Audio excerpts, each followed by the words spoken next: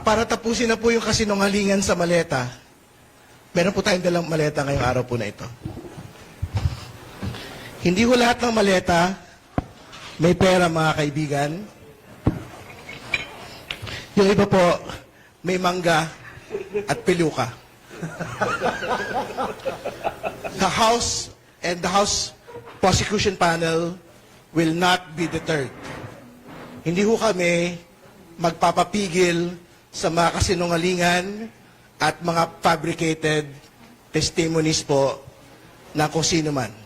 Tuloy po ang impeachment trial, ilalatag po ng Kamara, ilalatag po ng House Prosecution Panel, yung pong lahat ng mga ebidensya laban kay Vice President Sara Duterte, yung AMLAC reports, yung pong NBI reports, yung pong video documentation ng pagbabanta laban sa Pangulo.